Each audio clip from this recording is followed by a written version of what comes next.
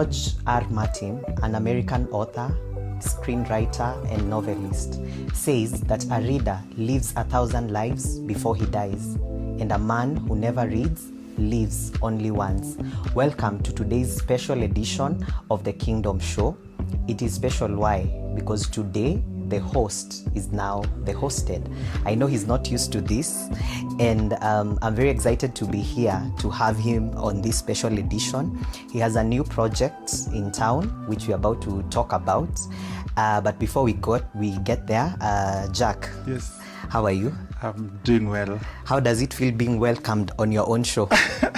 Yeah, it feels interesting, but again, it feels good, It being feels good. here. Yeah. Difference is a good thing. So today, when you're sitting on the other side of the chair, it's a delight. Sure. We're very excited to have you here on this special edition of the Kingdom Show. So today, I want you to serve us with a 3-course meal. So this 3-course meal, we are going to take it up from the appetizer to the main meal, and eventually we wrap it up with a dessert. Right. Do you think you're a good chef? Are you ready for us? I'll try. I'm not really good in cooking, but today But you'll I'll try. Yeah, today I'll serve it try. hot, serve it cool, serve it nice, however way you want. Sure. We are ready for you. So to begin with our appetizer, we would want to hear who is Jack Toller. We know you're a man of many crowns, but we want to hear who is Jack Toller. How was your growing up like? How was your education like? Basically, give us a snapshot of Jack Toller. Thank you so much. Jack Toller. I know many people know me as Jack Toller, and in my book you'll realize I'm not Jack Toller. Oh, really? Yes. So you're about to surprise us. You have been using a fake identity. Yes, proceed. Right. So I grew up in Kisumu. I come from a family of we are 5 siblings. Oh. Yeah, we were 6, but one passed on. I'm so sorry. We are 5. Grew up mostly with my mom because my dad also passed on while I think I was a little bit young. Yeah, so that is why I grew up. I went to Njiko High School in Nyanza. No, before you get to the high school, right? I want you to go back to which, can you remember what are they called? Are they called pre-unit? Are they called to that nursery school you went to? Right. And then your primary school before we get to Onjiko High School. Okay. Yes. My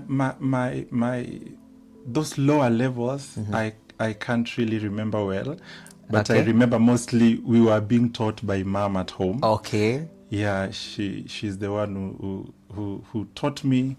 So you had a version of homeschooling. Homeschooling, okay. yeah. Okay. And then I went to a school in Kisumu called Kanyamedha Primary. Okay. Yeah, then from there I went to Onjiko Boys. Okay. Then to Kenyatta University. Oh, wow. Right. So that has been like your journey in terms of education. Right. And how was growing up like for you? Did you have a smooth background growing up? Was growing up easy for you? Did you come from the leafy suburbs of Kisumu City? Or how was growing up like for you? Growing up was not easy. It was tough, most so after the death of my dad. Yeah, and my mom now had to take over everything. How old were you around that time? I think I must have been in class 3. You're pretty young. Yeah. So I grew up, seeing mom do so much things. And I think that also helped me because my mom was, though she has toned down these days, she was that disciplinarian. She was a typical African mom. I tell you, and even worse. There were no jokes in the house. It was like I think up to university. Yes. When I never lived outside our home. Oh, you mean? Yeah, that's how tough mom was. And mom used to say, kwangu unakuja unaingia before 6. Past 6. Ujue kule utalala. Kule utalala. And I slept outside so many times. What do you mean? Yeah. So you are not a very good boy like not we really see you today. Good boy. They are just those things. Which things? When you go out playing, and you extend, you just come late. Yeah. If you come late, after people have eaten, you won't eat. Yeah.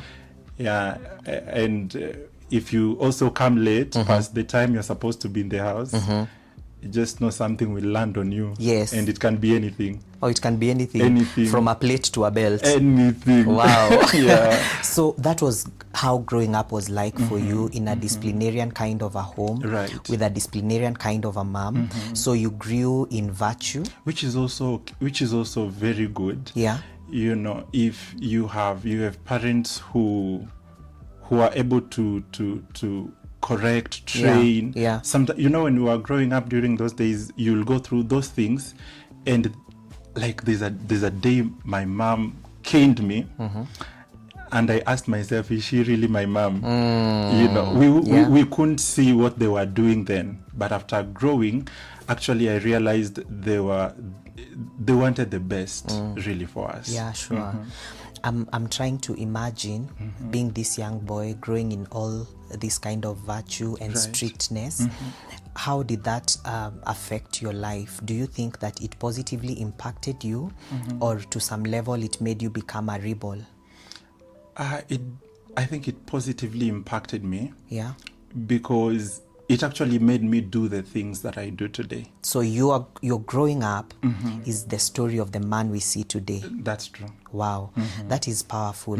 And in growing up, did you experience things like poverty? You know, today we're here to celebrate a very major win of your life, that you're going down in the line of people who are called others. It's a new crown on the table. But we want to understand this person that is now established into an author.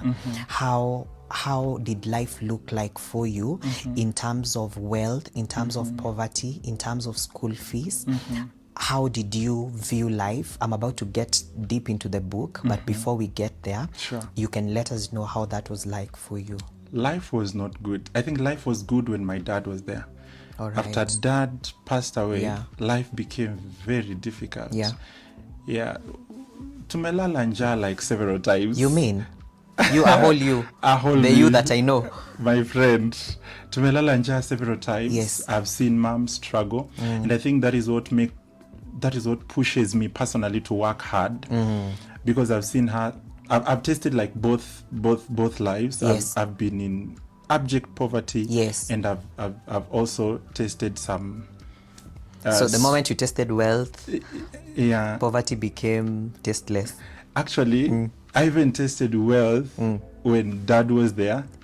So we moved from like wealth. So you are from a certain high to the ground. To the ground. So your story and that's also is like another story for another day. For another day, how yes. we got there. Yes. Yeah, but I think the two just made me view life differently. Yeah, because I'm feeling like your story has been a story of from grass to grace, then from grace to grass, and again grass to grace. It's a whole curve. Cycle, yes. And now today, you know, I know you as a man of many crowns. I know you one as a pastor. I know you as a teacher. I know you as a host for shows, different shows. I know you as a motivational speaker. I know you as a man who has very many projects you've established, just to mention but a few, something like the Kingdom School of Leadership, something like the Embassy TV. You're a man of so many crowns, but today you're here with a new crown on your head as an author. By the way, our dear viewers, Jack is here with a new book, Growth by Design. And this Growth by Design is actually written Jackton Nyamwanga. And you can hear I'm consistently calling him Jack Tola. So we'll get to this name. But before we get here, would you like to tell us what inspired you to write this book? To write Growth by Design? Yeah. Growth by Design is an interesting book. Just the title, Growth by Design. Yes. I believe that there's a blueprint that God has placed for growth. Okay. More so for individuals, for us human beings. There's a way we are supposed to grow, and finding that blueprint helps us grow and also live a fulfilled life. You know, many times people may think they are living a fulfilled life, but they are not. Yeah. In your deathbed, you find yourself regretting you didn't do some things, you didn't achieve some things. It's because you you just existed and never really lived. So living for me is actually living in the blueprint that has been laid out by God in the scriptures. That is what propelled me to write growth by design. I'm trying to think, many others have opinions, they have perspectives, they have angles through which they view life. But yours looks like it's a story of conviction. It's like your conviction was bigger than your perspective. Is that right? It's true. It's true. And flipping through the pages of growth by design, the one of the first things that I meet in this book is dedication. And this dedication is so powerful because you dedicate it to your late brother, and you also dedicate it to your late father, dad, and you give accolade to your mom. Just from that introduction, it shows me that you're a man who values family. Would you tell us, what does family mean to you as an individual, and what does family mean to you in your journey of writing the book? I think I had a quote one day. Someone said, I think it was Jalango, that if you are in a hospital today, in a coma, when you wake up from that coma, who would you see first?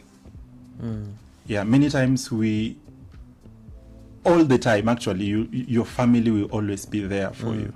You know, sometimes we look at them and we look at what they couldn't achieve, what they couldn't do.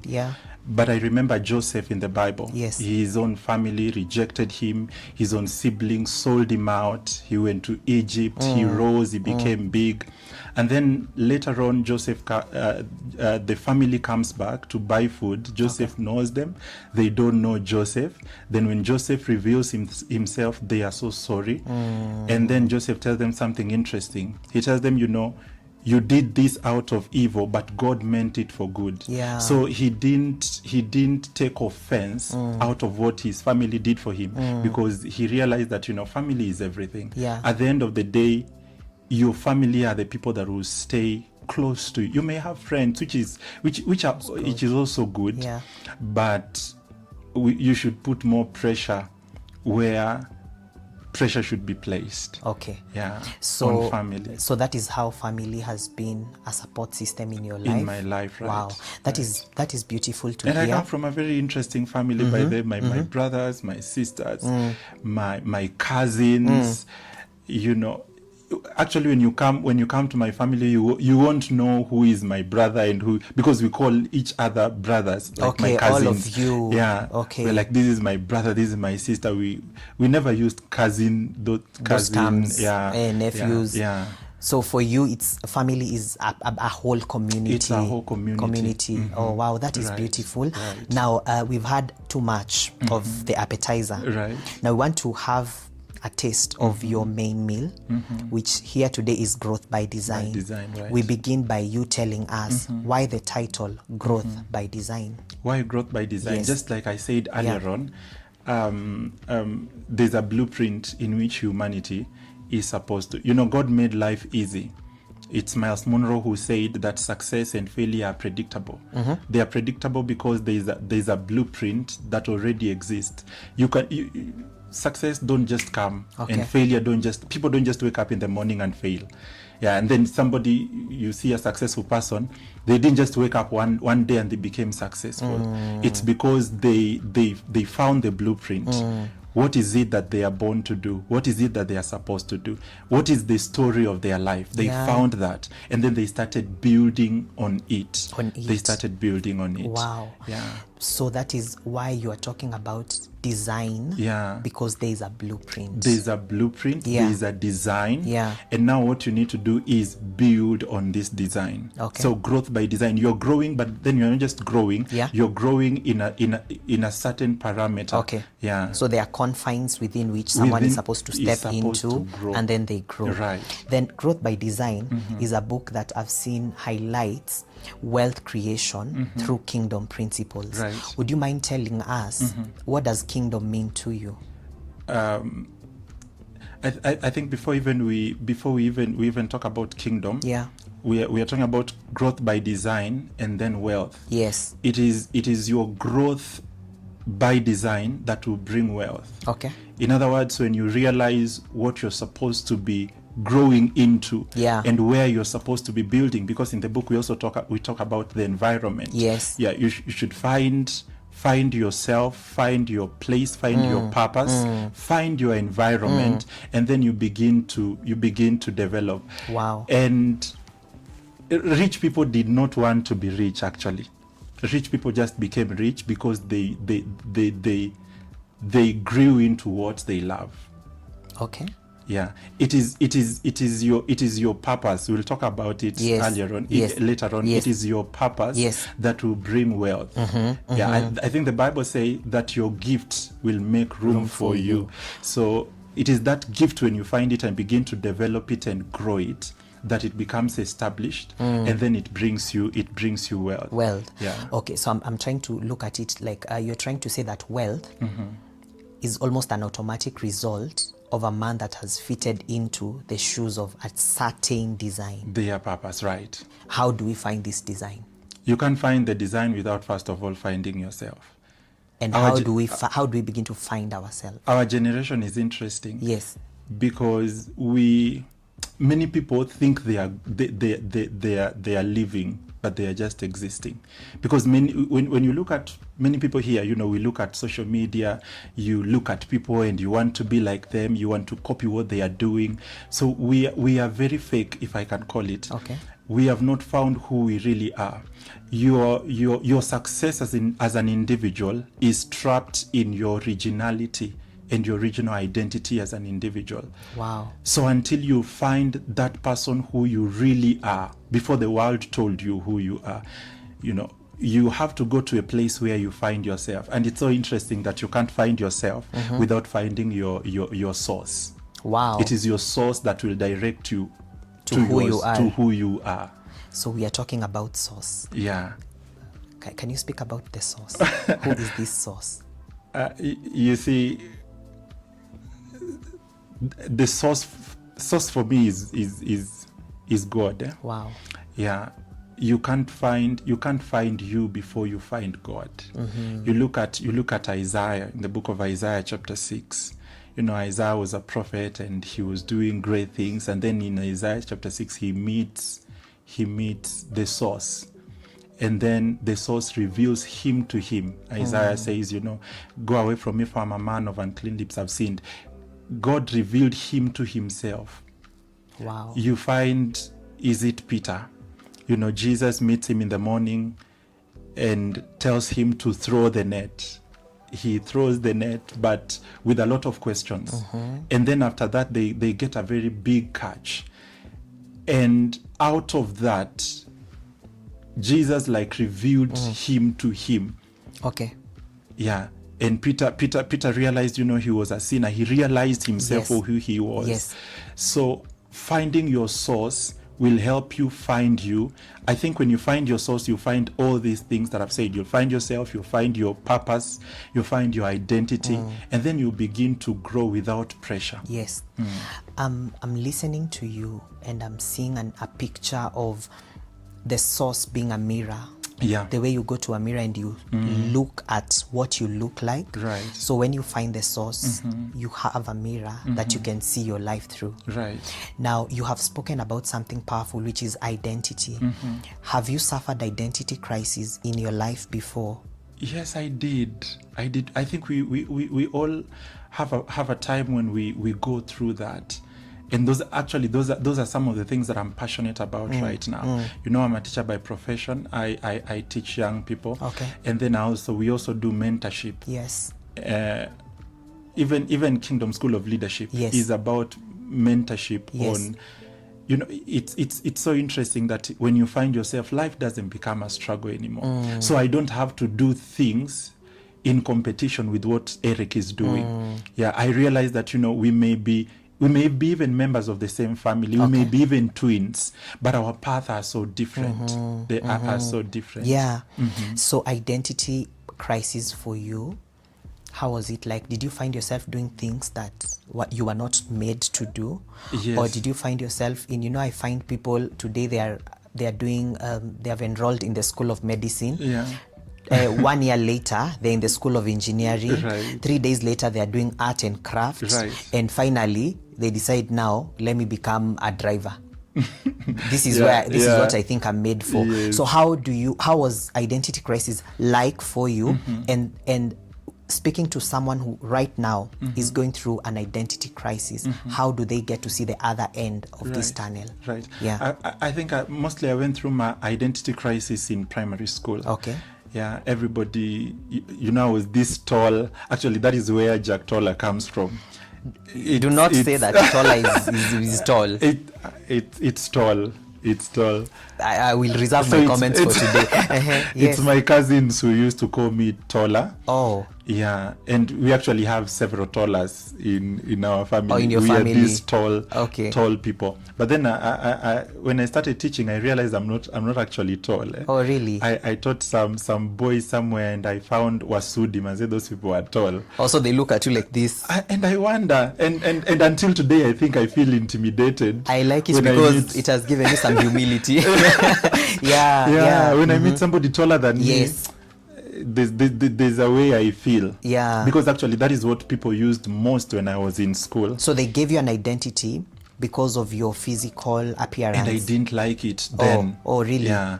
They were like, I was so tall. Even in high school, I was so tall. And I remember in high school, we used to wear shorts. Okay.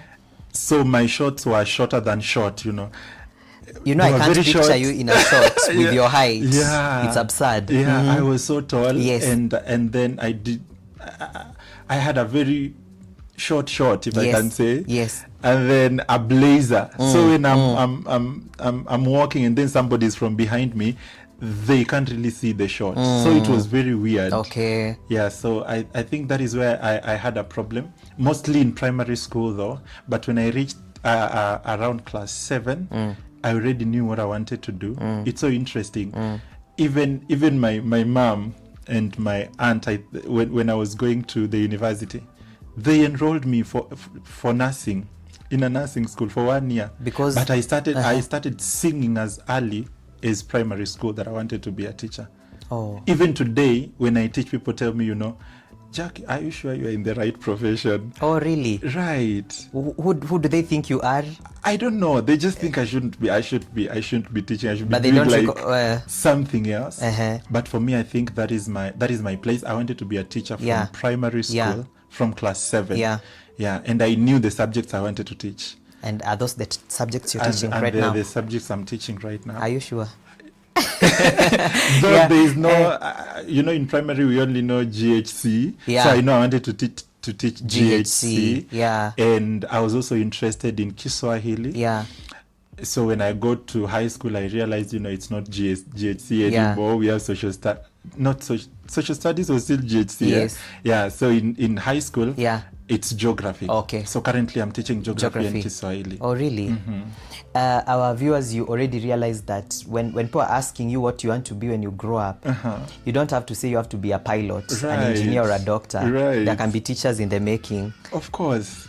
Were you proud to say that you want to be a teacher at some point in your life? I think I'm still proud to be a teacher. Okay. This is what I say. Money doesn't come with career. There are people that think that money comes with career. You are joking with us. Money doesn't come with career. Money comes with what? They are broke engineers. Enlighten us. We have engineers who are broke. We have doctors who are broke. Oh, you mean? Exactly. I think money, for me, personally, I'm convinced that money follows passion. Wow. I've seen people who've left their career and followed their passion, and they are doing so well in their passion than what they used to do in their career. I have a friend of mine who is a pastor. He used to be a banker. Yeah, he used to work in KCB. He produced my songs. He's called Pastor Omusula. Oh. Yeah, but then he left that and then became a producer. He left banking, he left all that and followed his passion because he's so passionate about music and ministry and all this. He opened a studio and he's doing well. He's thriving? He's thriving. Wow. Yeah. Wow. That is so nice to hear. Now as we are continuing to feed on our main meal, we want to of course, wrap it up, because I don't want us to reveal most of the contents of this book, so that our readers can have an opportunity to really delve into the pages of this book. And but before they, of course, they get here, that's why I want to understand your journey as the author, your viewpoint as the author, so that as they delve into the pages of this book, they are able to squeeze out all the juice that is here. But before we leave the main meal, I would want you to talk about why do you believe that everybody that is living, that is breathing, why do you believe that all of them, they are called for greatness? And why is legacy important for you? Because I see the book has dimensions of greatness and legacy painted throughout the pages of this book. I want to understand why do you have this belief? Because I could have grown up in a poor background. I could have grown up in the slums, and when I look around me, nothing really looks like greatness. But here comes a man who believes with all of his heart that everybody that is living and breathing has greatness in them. So why the belief? I believe that because of who I believe. No, I believe in God. Yeah, I believe in God, and God never make accidents.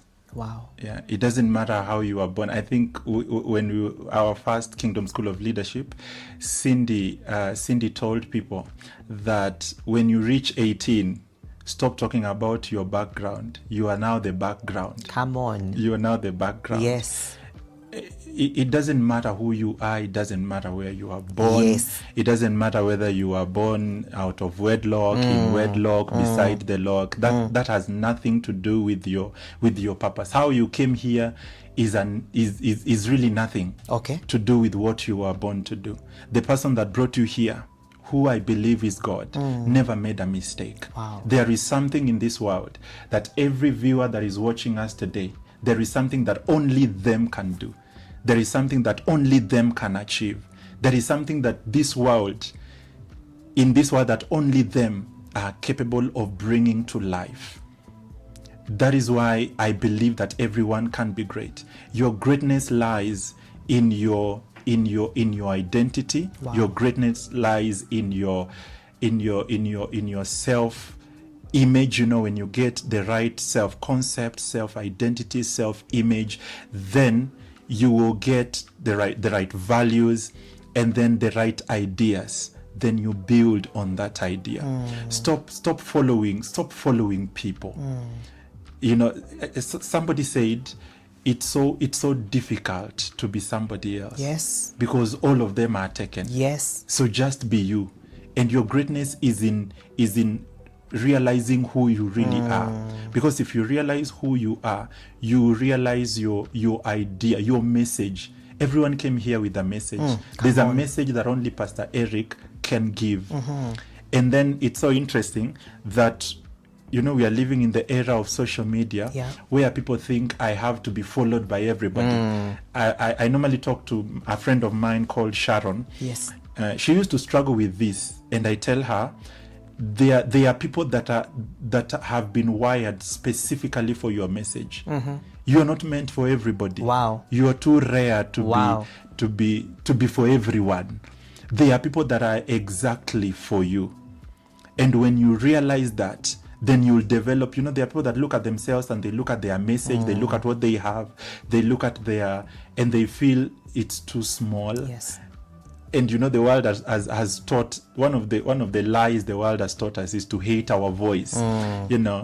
They think, I can't speak well, I can't talk like him, I can't dress like him, I can't be like him. But there are people that are supposed to connect with that original you. Yes. That original yes. you.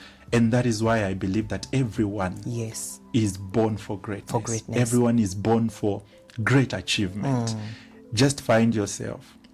Find your idea, find your environment, and build in the right environment. You see, if you don't find yourself, you'll find yourself in the wrong environment. There are people that are supposed to be doing great things, but they've yoked themselves with the wrong people because they are looking for validation from people who are not even valid. They are looking for... You just repeat that again. They are people... Because, people outside here want to be loved. Yes. But the question is, do you love yourself? Come on. Never allow anyone who don't love themselves to love you. Those are dangerous people. Hey, that is powerful. The Bible say you can only give what you already have. So if you don't have it, you can't give it. Wow. But the world outside here, people are giving what they don't have. Wow. What they don't have. Wow. So instead of looking for love from people, love yourself so much that nobody can reject you. People are saying, I'm rejected. I'm this, I'm this. Yeah. It's because you're actually with in the wrong company, in the wrong environment. You're building yourself in the wrong place. If you ever feel that way, you're building yourself in the wrong place. Yeah. And it's interesting because people will always reject. People don't reject bad things. People reject what they don't understand. Yeah. Anytime somebody doesn't understand something, there's a way they will resent. They will resent it. But then if you just understand it, or those that understand it really love it. So actually your rejection was a blessing. Wow. It's a blessing. Wow. It's meant to push you. Yes. And I think I talk about it in the book. In the book, yeah. yes. It's meant, look at Joseph. He was rejected by his own family. But the reason why they rejected him is because they never understood what this man carried. And Joseph never carried that thing within him. It is not bad to be rejected. It is bad to reject yourself as a person. Wow. Yeah. So rejection can be a gift in disguise. Not can, it is. It is a gift in disguise. Gift. That is powerful. It is protection. Yes. Number one, it's protection. Yes. Because they are rejecting you in order for you are rejected in order to be protected, because what you carry is very important. It is very important. God was preserving it for a time. Yes. Pastor, our viewers, I'm already feeling like the presence of God is in this place. This pastor is about to preach it all. And because we don't want to finish it, we don't want to drain the source. Right. And he's given us a gift, the gift of a book. Every time I look at this book, I see a gift to the world, to the universe, that can help people invest in themselves and become the best version of themselves. And we've actually talked about so much. You're dripping a lot of wisdom in this place, and we are so grateful for that. So as we now our meal, the plate on our tables is almost full. Actually, we've ate, Yes. we've over ate. We are actually a bit. We are just this close to overdosing with food. Right. Now, I want you to just tell our viewers, right, when you get a copy of Growth by Design, how do you expect your life to change? In just like a minute or so, when I take this book today, I say, I want to read Growth by Design. How do I expect my life to change? Expect your life to change, and to change for the better. Growth by Design talks about you. This is the only book that I think you'll find anywhere that talks about yourself. Here I explain that you need to find your idea, find your identity, find your source, find your message. After finding your message is your tool for wealth, because Growth by Design, God's environmental principle for growth and wealth creation, that idea, because I realized even the church, the world is so lazy. We are so lazy. That's why people in the church are actually looking for miracles. And sometimes we think God loves miracles. He doesn't. God doesn't love miracles. What do you mean? Because miracles cancel work. And God is a God of work. I'm not saying miracles are bad. Miracles are so good. Yes. But Growth by Design will help you to work on your idea, develop it, spread it, and then take it to the nations of the world. People are normally known for a specific thing. For example, you think about Bill Gates, what comes to your mind? Yeah. Microsoft. Yeah. You think about all these people, Mark Zuckerberg. Yes. Facebook comes to your mind. So what is that thing that identifies you as a person? When you get that, then you begin to do it, grow in it, then replicate it. Wow. How do you replicate it? How do you can have a very beautiful message, but how do you package it? There are people that have beautiful songs, and then you go to YouTube and only 2 views. Yes. And then there are people that really, they have nothing, but everybody is watching them because, again, of how you package. Yeah. So Growth by Design is a book for everybody. Wow. Young people who are lost, who don't know who they are, people in business who want to expand their business and thrive in their areas of calling. Everyone, politicians, because there are concepts of leadership and growth in this place, business people. It's for everyone. You want to get it. When you get this book, your life, I promise you, your life can never be the same again.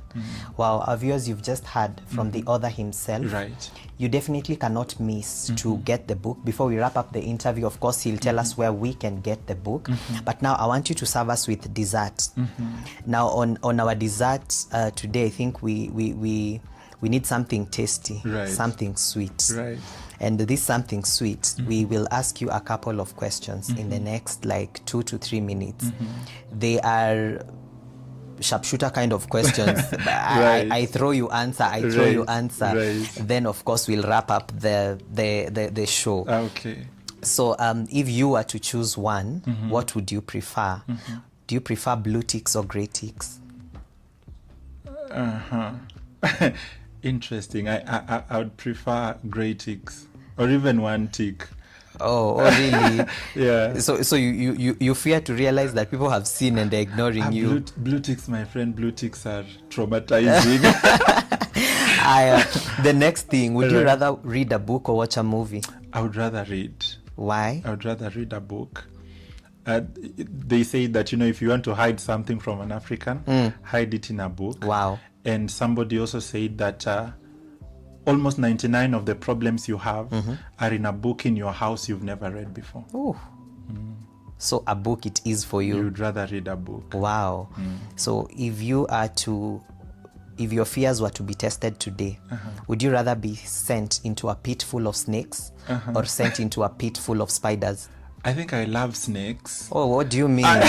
I think we can close the interview and go home. I really love snakes. I'm even I think if I would have so for you, snakes enough are power in Kenya, I would actually fuga a snake as a pet. What do you mean? I've been thinking of how to get one.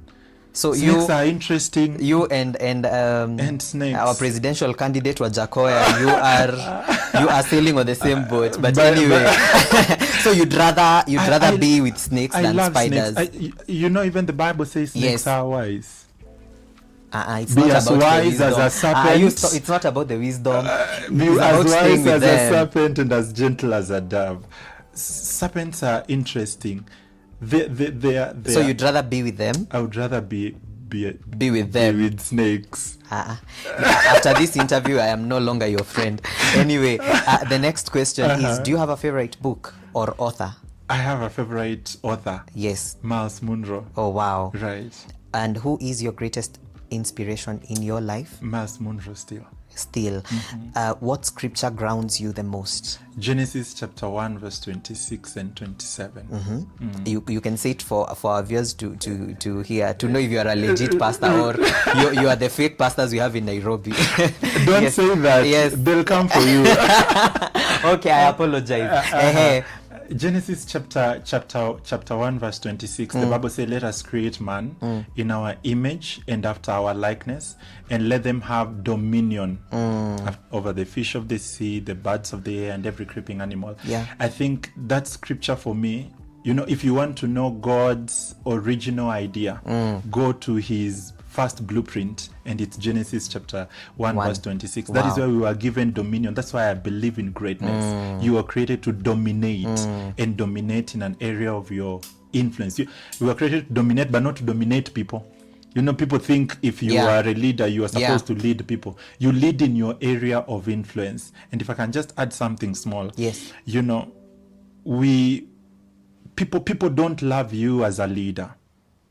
People don't love you as a, we normally think that, because you have big following, you think they love you. If you're a musician, if you're a pastor, you think they are coming for you.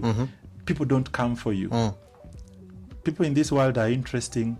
What do Very, they? very What do they? interesting. What They come gets for them? what you carry, your message that I talked about. Oh wow! If you no longer serve them that message, they'll crucify you.